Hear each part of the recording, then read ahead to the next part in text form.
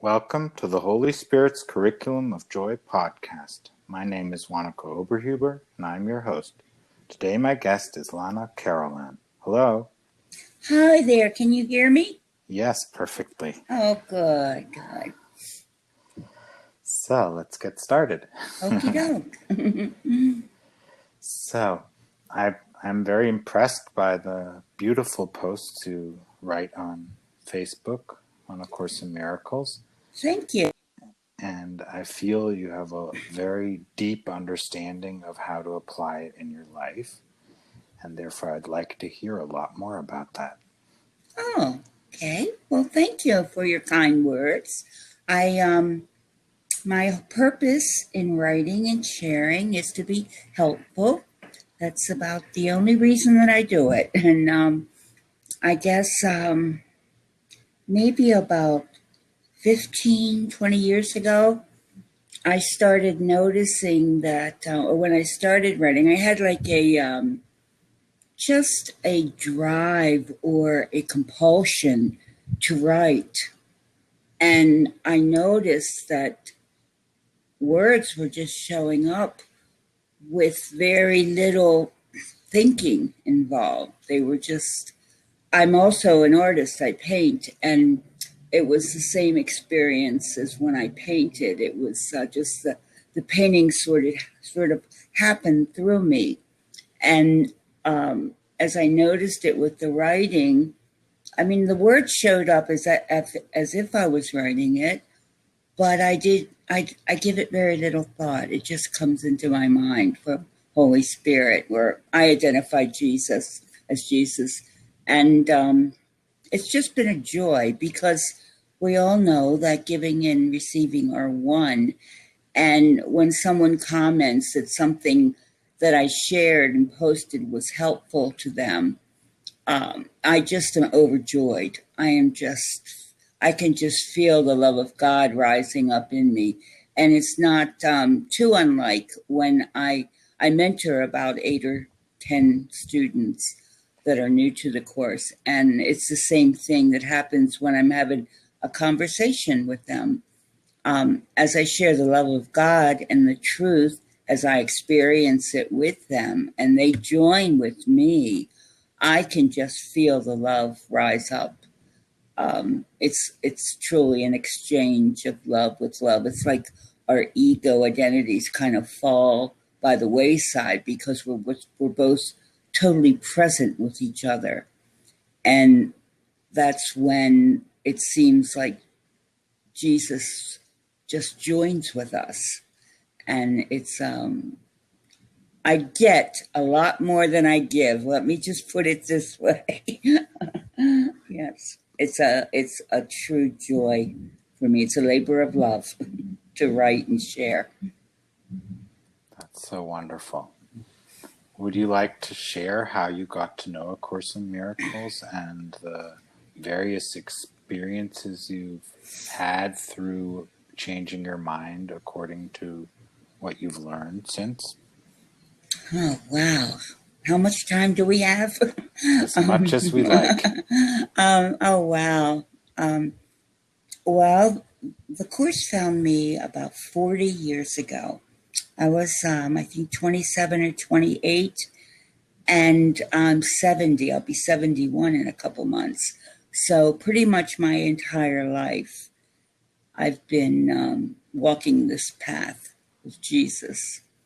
And I must say that the first 20-some years of it was before the internet, or before I discovered the internet.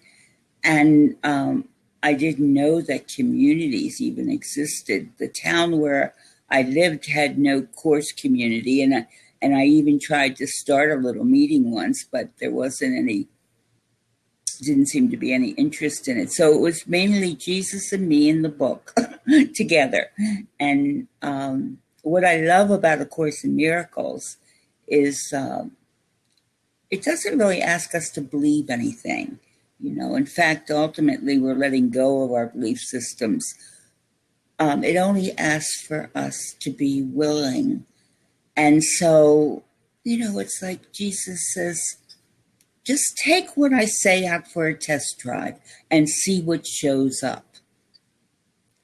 So that's what I did. I started listening, reading to his teachings, applying them to my life, and miracles started happening. Um, as humans would judge it, all degrees of miracles, from what we would call minor ones to gigantic ones and everything in between. And of course, we all know that there's no degree of difficulty. But as I started to, my wows, WOW, had different degrees in them, But I can remember one of my very first ones. It was actually based on a spiritual game in a book. Oh my, it's starting to thunder and lightning here, so I might have some background noise. Book written by Hugh Prather. And he was a very early course teacher, and he wrote several books. And this one book was called The Quiet Answer. And he had spiritual games in it that were structured in a lighthearted way. With the workbook lessons in A Course in Miracles. So this one particular game was for one day, give everything permission to be what it was, to be what it is. And that included the weather, the traffic. If my boss was grumpy, give him permission to be grumpy. If they were like, child was misbehaving, give her whatever showed up in my life that day. The rule to the game was give her permission to be exactly as it was. And at the end of the day, report back to with your observations. And of course, I was very young then. And although what I discovered may be fundamental to a lot of course students, but to me it was a revelation at the time. I recognized that I literally had control of my mind and my peace. I had control of my thoughts, and I could set up my day when I allowed things to be as they were or are, and I didn't have the expectations. I didn't put any demands on anyone or anything to be a specific way or meet any requirements that I might have. I experienced peace. It was a totally peaceful day. And that really excited me. And I think that game actually was one of the things that really led me to actually do the workbook lessons, because I'd been reading the text, but it wasn't until I started doing the workbook lessons that I would say I started having experiences. And to me, they were much more important to me because, an intellectual understanding of the text is fine, and it certainly is important. But when you have an experience of the truth, it makes it real. It doesn't even require you to believe, because you have a knowing of its reality. You've lived it, you experienced it, so you know it. And that was recognizing that was really important to me. And the other thing was that a lot of the abstract concepts presented in the text are so much easier, to understand once you have experienced them. Because so many times I would go back and reread something I know I had read before, maybe 6 months, a year, a couple years, and I had such clarity of it that wasn't present the first, or maybe even the second or third time I read it. But once I experienced its truth, it made perfect sense. I can remember years after beginning the course. On a course, it starts out with the 50 or 50 some, depending on what edition you read, miracle principles. And gosh, I remember the first time I read them, it was all Greek to me. And I remember years later going back and seeing and recognizing with clarity the meaning of every one of them, because I had experienced them in my life. one of the first major miracles, and I guess it would fit the category of revelation that happened to me was, I guess, about 25 years ago, maybe even somewhere 25, 30 years ago, somewhere in there. I was locked into this physical illness that in my digestive system that had required 13 major abdominal surgeries.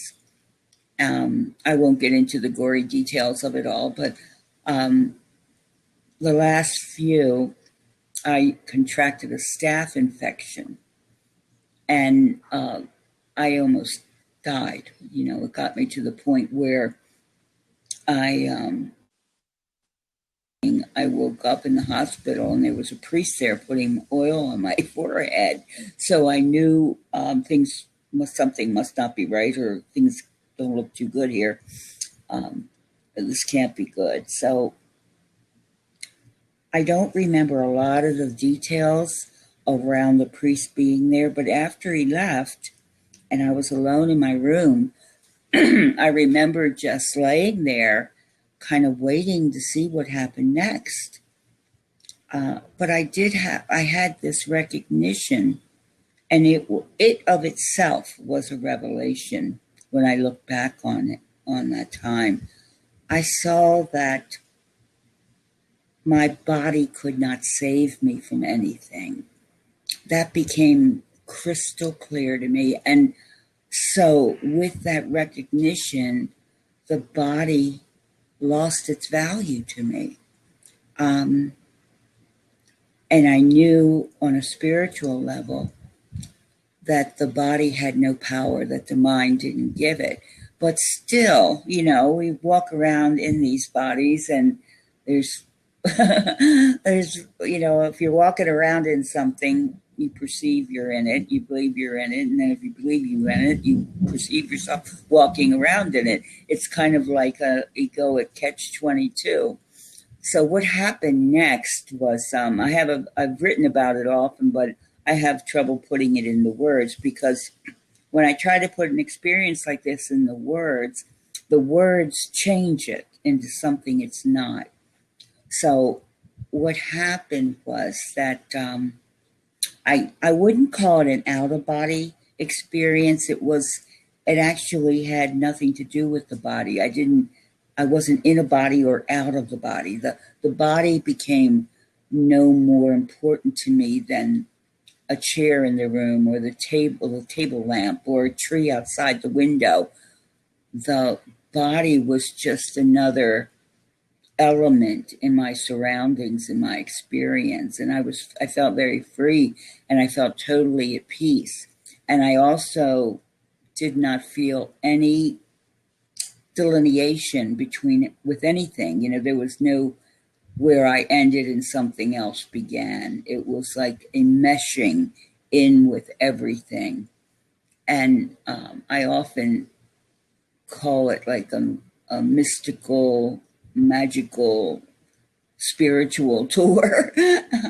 I've never taken drugs, but I imagine it could be compared to like an LSD trip, maybe, I don't know. But it sure wasn't anything I'd ever experienced before.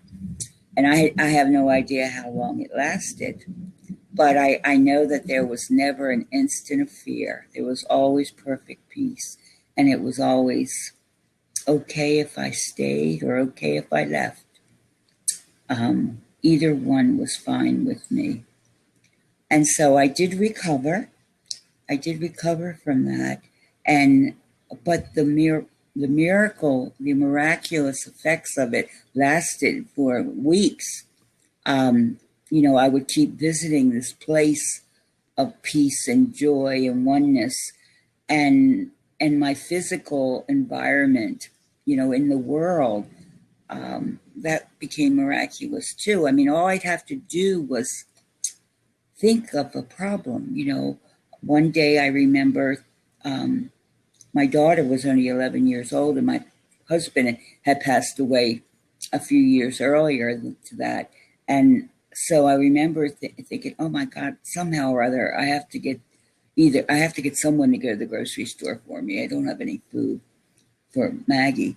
And so, it was like a few seconds after I would have a thought, like in this case, a knock on the door, and they came in. I was home then, and this wonderful little nun, her name was Sister Maureen, and she says, "Hi, I'm Sister Maureen, and I'm going to bring you food every day and prepare it for you and your daughter." So, that was amazing to me. And then another time, I remember thinking, "Oh gosh, I'm 2 months behind on my car payment. I've got to get that handled." I'm telling you, it was like 5 minutes later, my neighbor came over to visit, and she had a check in her hand. But what was interesting was it wasn't for the amount of the two payments I owed. She had a check which she had collected in the neighborhood for the amount of my car that was left on my car loan. It was a few $1,000s. And I said, "Well, I don't know when I'll be able to pay this back." And she says, "Oh, no, no, no. When someday you'll be able to play it forward for someone else. Someday you'll have the money and you'll be able to pay it back." That was the deal. And there are they are two examples, just a couple examples. And in more recent times, I stay in consistent peace usually. Always, and with few exceptions, maybe momentarily or for an instant or so, but I heal it very quickly with Holy Spirit. It's just fear and anger and all those ego emotions. If they show up, they're just not something I want to entertain or give any attention to. So now I lost my train of thought. That happens too sometimes. Yeah, you were speaking of how you have a deep peace that is seldom interrupted, and how you get back to it when it does get interrupted. Right. So, and I still don't know why I brought that up, but it's certainly part of the story. Well, you were telling us about your miracles, experiences of how you would think of something that needed taken care of, and then the help would turn up. Right, yeah, and that was from that one time. And over time, other things happened in my life, and I would just, my drill, so to speak, or my process when anything needs to be healed is I bring all my focus and attention to the present moment, and I join with God there, or Jesus, God, Holy Spirit. They're all the same to me. They're my higher mind. It's my connection link with the infinite power that is God. They're my right-mindedness, basically. Mm-hmm. And so I bring all my focus and attention there and just rest there with Jesus. And what I find and have experienced time and again is when I bring my focus and attention to God, I literally leave what Jesus calls leaving the desert of the mind. If I stay focused on the problem, the stronger it becomes, and the stronger the fears associated with it become. And so I found the simple solution for any perceived problem is bringing the mind back to God. It's my form of forgiveness. It's my way of looking beyond and letting go of the seems to be and bringing my attention back to right here, right now with God. And then I rest there. And in short order, it usually doesn't take too long. I'll notice, and sometimes I'll do a meditation. Sometimes I'll say a mantra or recite prayer. Sometimes I'll even say the rosary. Anything that I can focus my awareness on that's not the problem. Well, what happens is, we feed the ego, or at least my experience has been that when I feed the ego it becomes stronger. So when I take away its nourishment by not focusing on it, it dissipates on its own. It just disappears because I give it the only reality it has, because in truth it's not real. And I have been doing this for decades, and it's never failed me. In more recent years, I know what I was going to say. I know what I was going to say now. I was going to tell you that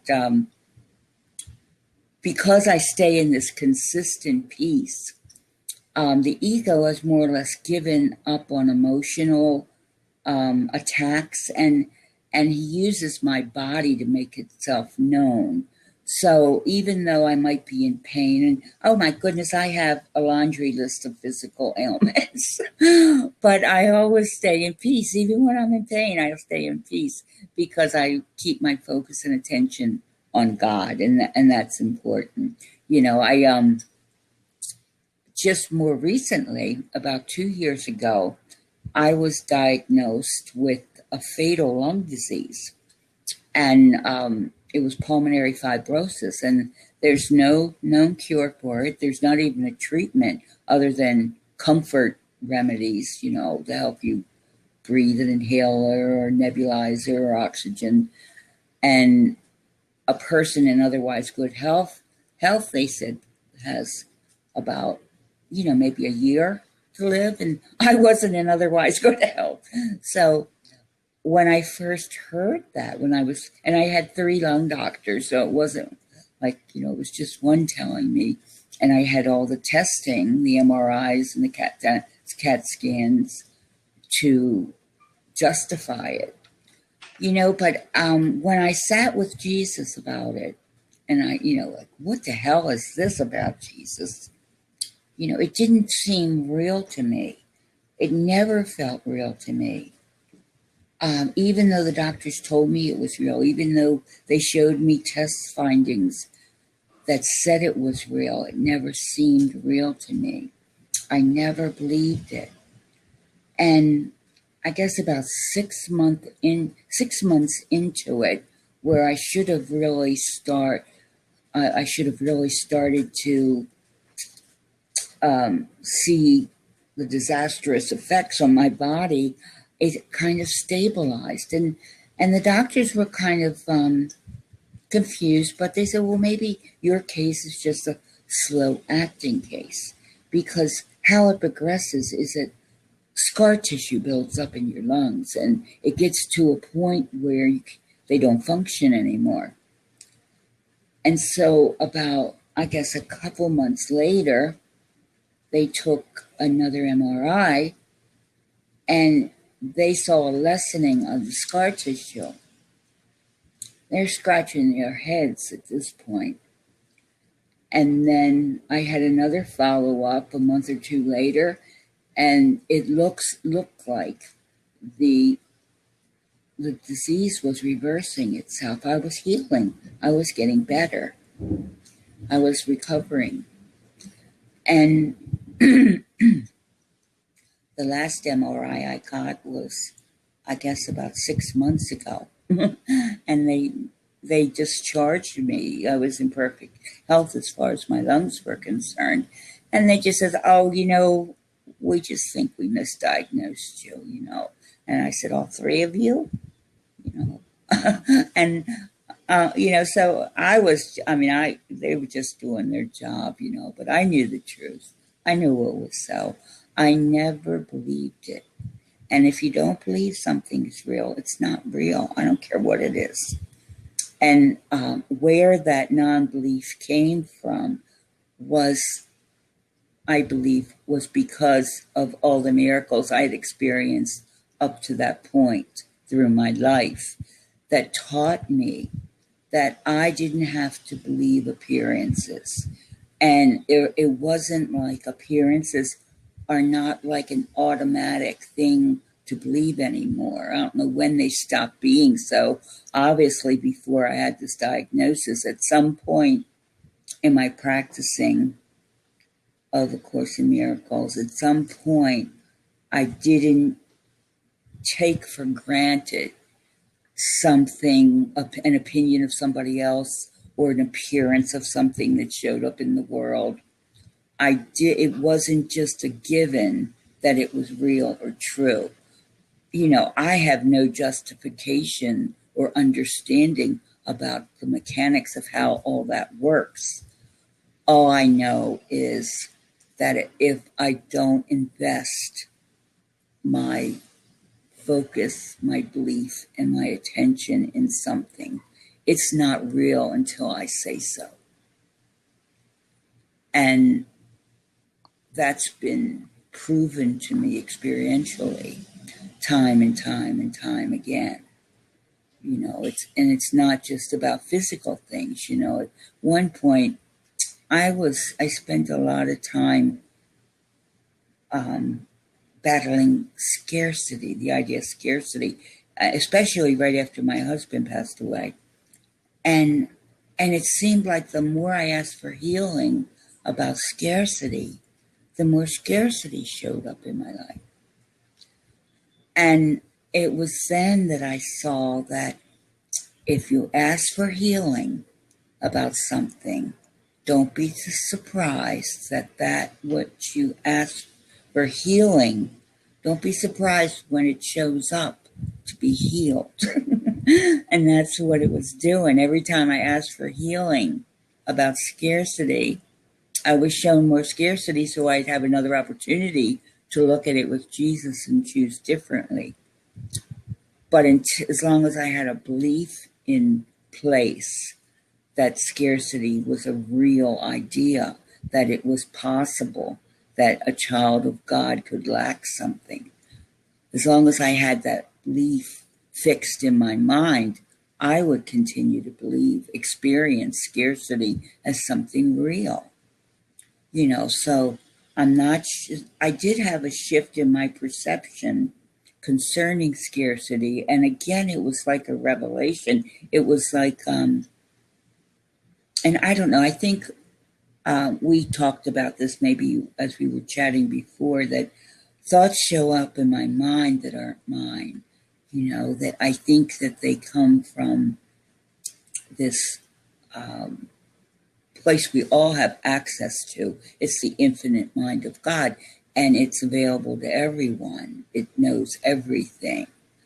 But we're so attached to and married to our ego thought system that we're not to the possibility that there's a place in us, in our higher mind, that knows everything. And I can ask it questions. I just ask it questions, and then I stop thinking about it. And then I'll be very attentive to the thoughts that show up in my mind. Not in a thinking way. I try not to think. I try to do as little thinking as possible. I've learned to be more receptive to thoughts than actually participating in a thinking process. Again, going back to the scarcity thing, what entered my mind, the thought that entered my mind was, in so many words, was, haven't you always been taken care of? No matter how many times I thought I wouldn't survive, here I am, sitting here having a conversation with you in 2020, with a roof over my head, with a nice little computer here and food in the refrigerator, a nice warm bed to sleep in. I'm always sustained by the love of God. The only thing that got in the way was my fear of scarcity, because scarcity wasn't real, but my fear of scarcity made it appear real, and I believed in it. And of course, what you believe in, you perceive as real. And if you perceive it as real, you experience it as real. So it had nothing to do with the amount of money in my bank account. If I think having not enough money in my bank account is fearful, or having a lot of money in my bank account provides safety, both are errors in thinking. Both put my safety and my sustenance in the hands of money in a bank, which has nothing to do with it. I know that I'm always sustained by the love of God, even if I have no idea how it's going to happen. My daughter, during those lean years, well, I'll call them, we had a saying because it got almost comical. Whenever there seemed to be, in quotes, there seemed to be not enough money, we knew that things always worked out. That was our sort of our mantra, our family mantra. And if I'd forget, Maggie would remind me, don't you remember, Mom, things always work out. I could thank you. And I'd remind her. If she needed money for some school thing, I would remind her, things always work out. One way or another, things always work out. And how do I know? Because they always have worked out. And so my faith, instead of my faith being in lack, my faith transferred into the truth that I was always sustained by the love of God. That's where I placed my faith, because we all have faith in something, and wherever we've placed our faith, that's what we believe is real. If we place our faith in the problem being real, it will seem real to us, and we will experience it as real. If I place my faith in the solution, then that will seem real to me. Somewhere along the line, there was a shift in my perspective. I no longer put my faith in the problems. I put my faith in the solution, and the solution was always trusting God. I literally trust God for everything. And regardless of, I can look back over my career, I can look back over my health history, I can look back over my relationships with family, friends, significant others, and the guiding light to everything is trusting God completely, is turning everything over to God. And for the most part, I did that. And then my daughter fell into drug addiction, heroin. And boy, that was my biggest challenge I think I ever had, because I seemed to be willing to give God everything except my daughter. You can have it all, God, but not my daughter.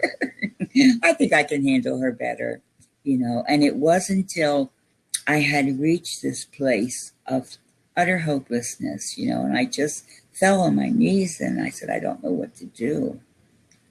And Jesus told me, placed in my mind, the words, the only thing you can do for your daughter is to love her.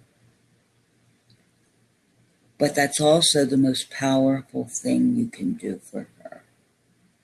Truly love her without conditions. Just love her.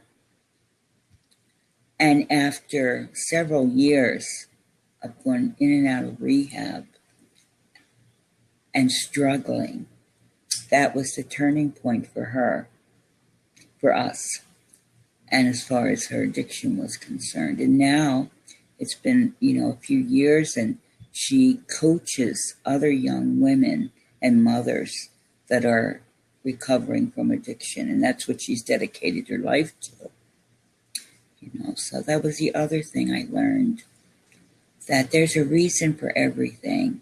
I said everything is either a lesson or a blessing. And when you look back and you recognize that, you can have gratitude for everything. And where there's gratitude, there's no guilt. There's no sense of failure. There's all of that's wiped away in the presence of love. And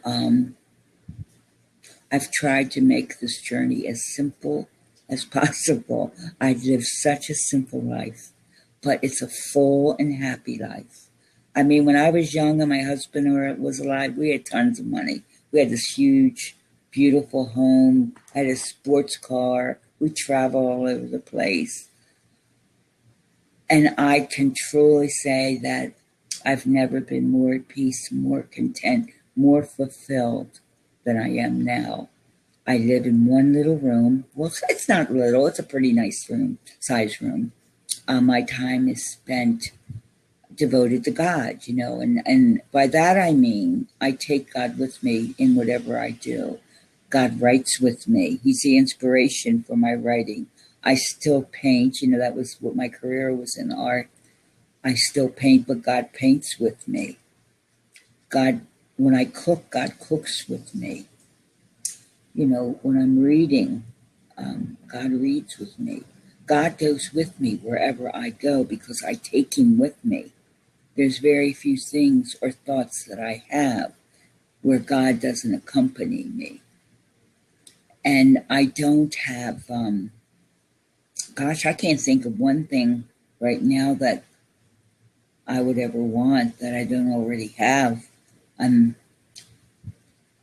just, fine, trying the way I am. And I'm so grateful for everything, the good, the bad, and the ridiculous. Because, and even my daughter would say, just the other night, we spent the weekend together this weekend. She's creative too, and we just spent the weekend painting together, and it was so wonderful. And even she, at her young age, she's only 30, but she recognizes that everything that she's experienced has brought her and made her the person that she is today. And she's very much at peace with that. And I'm so happy because think of how horrendous being a heroin addict could be. She lost her child, custody of her child, which she's now in the process of getting back or getting visitation rights back. She lost her relationship. She lost her home. She was living in the streets. She was about as low as you could go in, the human idea of how things should be. And now she's at peace, but she's at peace because of God. When she included him, and of course she was raised on A Course in Miracles, doesn't mean that she embraced them until the last few years, but she was very familiar with the concepts because I was raising her based on A Course in Miracles. And she was my greatest teacher. I can really say that. She taught me so much. So, everything has a purpose. And that's the other thing. Another really important thing for me to remember, that anything, and I also have this spinal conditions, I can't say the word, stenosis, and the pain can be very severe at times. And I use meditation and a lot of what I've just talked about to heal the pain. But when I give something to God, what that means to me is that I want to use whatever this is for your purpose, God. Use it. And then it becomes holy. I don't have to wonder or question or figure anything out. I just know it's holy because it's been given God's purpose. And I may not find that out for weeks or months or maybe even years, what that purpose was. But I don't even have to think about it. I'm free. My mind is free. And that's what freedom to me is it's a life that's forgiven. It's a world that's forgiven. It's seeing the truth of who you are in relationship with God.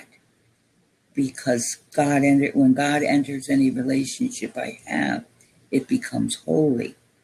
Whether it's my daughter or, a dear friend or some other relative, or someone down to 7-Eleven. It's I can make any relationship holy just by inviting God to join with me. And then it's like, okay, Holy Spirit, this relationship now belongs to you. Whatever it's supposed to be, I give it permission to be. Because I know you're the wise one, not me. And it works out okay. So I don't know. I think I hit all the notes, most of the notes that I wanted to hit, unless you have a specific question.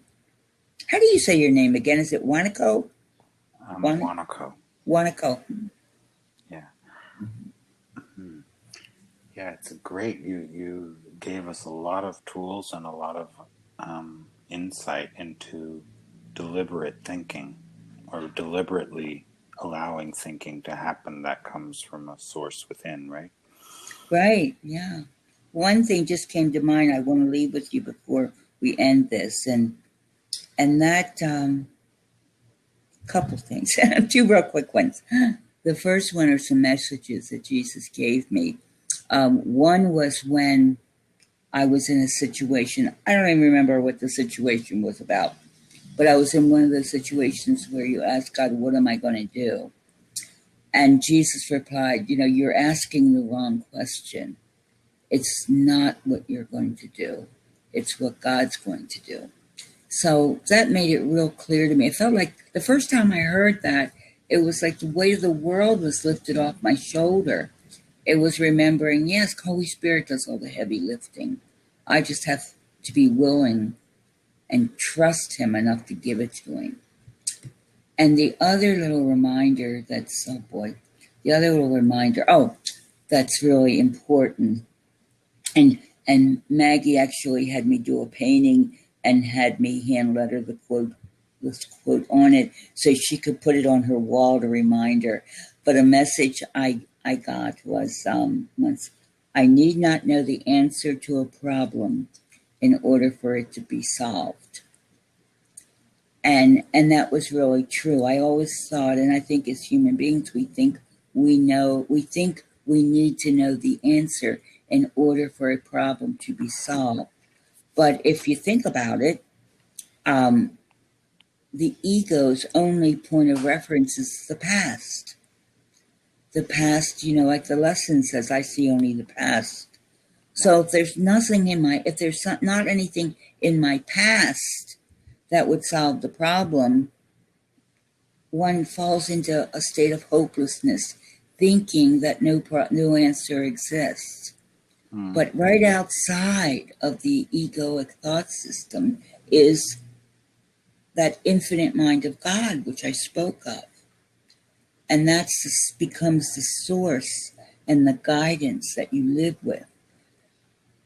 Not your past, but what you are given by God, what is placed in your mind. That's where the answers come from. And they always show up there. And I remember one other real quick thing was a message that I got when I was living in Boston. I guess it was about 15 years ago. I'm not really sure. But I won't go into the story, but the bottom line is I owed the IRS a lot of money. And part of it, I guess, was because of my illnesses. But I remember sitting out front of the IRS building, really in a lot of fear. And I just asked Jesus to help me with the fear. I knew that however this meeting was however the outcome would be, my fear wasn't going to be helpful. So he told me that just beyond your greatest fear is the peace of God. And ego will say, run, be very afraid. But Holy Spirit says, walk through it with me and I'll show you it's not real. And it was absolutely spot on. The way we recognize fear as not being real is we walk through it. Never alone. We always take the Holy Spirit with us. But in walking through the fear, we see that just beyond it is the peace of God. There wasn't anything to be afraid of. It was all the makings of my mind. I created a whole scenario, a very fearful story. And then because we make up these stories, we think they're real. But nothing was real about that day. And the whole meeting, the IRS people couldn't have been more helpful or kind to me. They were just as, they wanted to resolve my problem as much as I did. And we both just worked together to see what would work for both of us. And so that was a beautiful experience. And when Jesus says, I need do nothing, at the level of mind, that's exactly right. When I disengage the ego thought system and I just rest in God in the present moment, God shows up. And whatever seeming difficulty that this crazy world might be showing me on any particular day, it disappears in that. It just because it can't exist in the presence of love. It's just not possible. So, okay, I think I said enough. Oh, yeah, I'm sure we could go on for a long time. Would you like to speak a little bit more about your artistic work? Oh, well, it's interesting. Again, it was another miracle associated with it. I was working for a printing and publishing company, but I wasn't in the art department. My mother was an artist, but she was also mentally ill, and at the time that I knew her and grew up with her, that was already in her past. So I wasn't really exposed to art, but I was fascinated by it. And I was in what would be called, I guess, customer service at the time. But I was just so captivated by everything that was going on in the art department. And so for my customers, I would dabble in things and come up with ideas and create things, because if I didn't have to use art department time, the quotes to my customers were lower, And so I guess at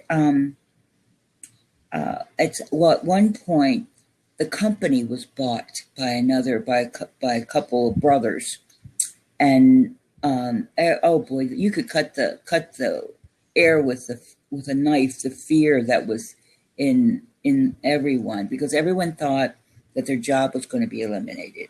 And so when the new owners came in, and this was really early into my Course in Miracles studies, when that happened, I just took the position of, well, I'm putting it in God's hands, and if I lose this job, I'll find another one, and I was pretty much at peace with it. But I was young too, so I knew I had other talents. I'd been a legal secretary, and I knew I had skills, so I wasn't really affected by it as much as a lot of the people. But still, I liked working there. I certainly, it wouldn't be my choice to leave.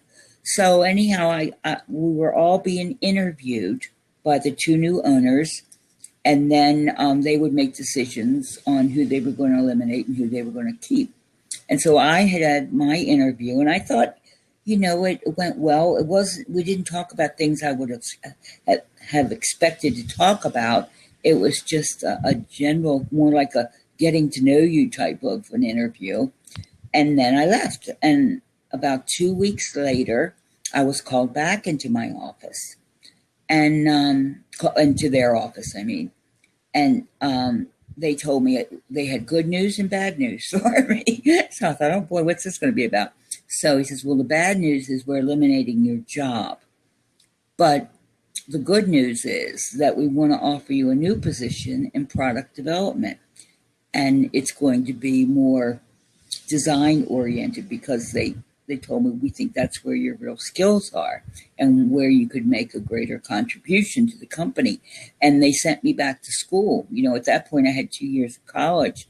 So I went back to school, night school, and I finished my degree in art, in a bachelor's of art degree. and graphic design. So I know that was all a miracle. And one of the best things that I remember about that meeting was one of them said to me, he says, you know, Lana, we really like the way you think. And that cracked me up because I was really into practicing the workbook lessons, you know, and my thoughts and everything. So I thought, well, I didn't, but I could have said, well, you need to thank Holy Spirit for that, you know. You know, so it really set my whole career off. And I stayed with that company for 14 years. I was a designer. Then I was promoted to an art buyer, which was just a gravy job. All I did was buy art for the company. I traveled all over the country from one art show to another art show, from one museum to another museum, because again, we didn't have the internet. So you actually had to go to the artist or the art show or the museum to see the collections. And I would either commission art or I'd buy reproduction rights on art. We bought art for all the major nonprofit groups, you know, like World Wildlife and National Audubon, and, you know, just all of these UNICEF, all the major World Wildlife, and anyway, so that was the market. So I would, I needed, in the Catholic Church, I bought art for them too. So, you know, that was what I did for the longest time. And then the other miracle in my life was, you know, when I was young, I found out I couldn't have children, and my first marriage ended. And my second marriage was about 12, 15 years later. I was 40 or 39 or 40. And there came an opportunity. Somebody that was one of Tom's subcontractors, his girlfriend was having a baby and they were giving it up for adoption. And Tom came home one night and he says, you know, this is an opportunity for us, Lana. If you're open to it, I'm all in. If you know, if it's something you want to do. Well, I thought for about 5 minutes. And although we were a bit old, because Tom was a bit older than me, so, you know, we weren't the young parents. We were more like the grandparents, but that's how Maggie came into my life, into our life. And she was just a joy. And it was out of nowhere. It was, I mean, we weren't thinking about it, contemplating the whole time. Everyone where I worked, they were trying to adopt from Russia and Romania and China, waiting years, you know, to get babies. And we found out about it in September, and Maggie was in our arms December 2nd. You know, so it was like wham, bam. And of course she was gorgeous and perfect, you know, just the cutest little thing you ever want to say. So, you know, that was another miracle. You know, my whole life has been A Course in Miracles. Mm-hmm. And so it's all just tons of gratitude. Tons of gratitude. That's so beautiful, yeah. Maybe you would like to speak about your mentoring, right? You said you work with students. What are the most important topics for your students, and how do you help them through Well, them? I think initially it's fear. You know, all their fear comes up. And so they will call me. Sometimes we'll do it in a chat, you know, on Facebook and Messenger. But most of the time, or the phone on Facebook. I'll use that a lot too, or my regular, you know, cell phone. And it's interesting because they're so beautiful, all of them, and they really are a gift to me. And I see they're so dedicated. That's what just grabs my heart. They're so dedicated to this. But all their fears come up. So I never try to solve anybody's problems. That's not my job. But I do a couple things. I listen for once, because sometimes that's all they need. You know, they haven't learned yet to go to Holy Spirit themselves, but they need to unload this from their mind, because as long as it's taken a priority in their mind, they're going to still be in fear. So, I'll ask them, are you willing to let it go? And then I'll ask them, well, what do you want to let go of? What would you have? What would you have be healed? And they'll just start talking about it. And I just listen. Had a short stint at working with hospice, and I learned that listening was one of the kindest things you can do for your brother.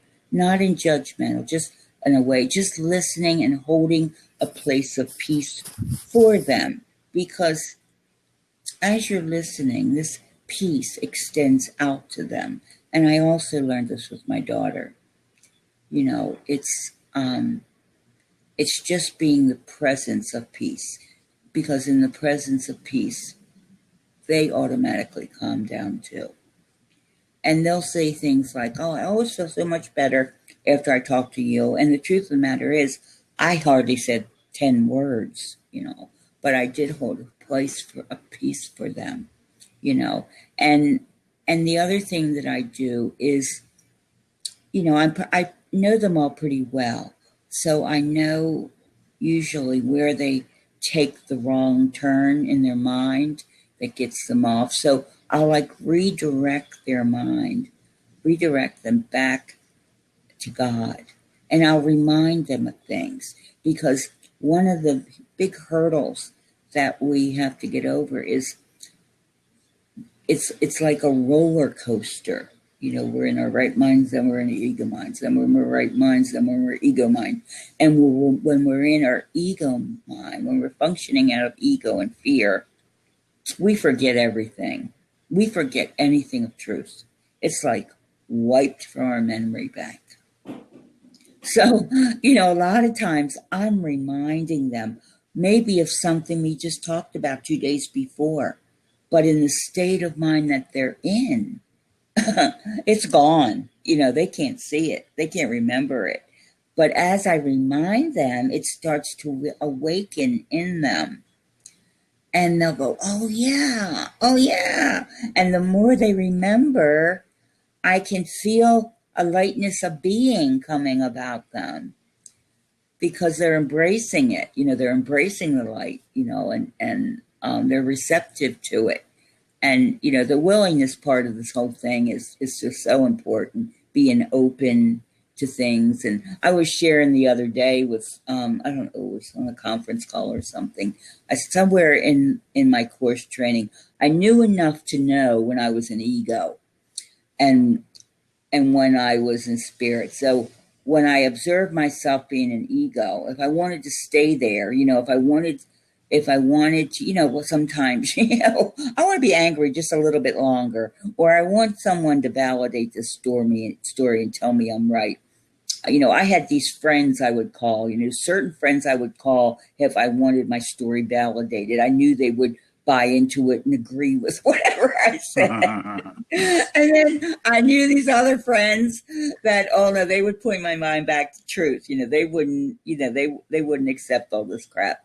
So, depending on how much willingness I had to heal, I knew which ones to call.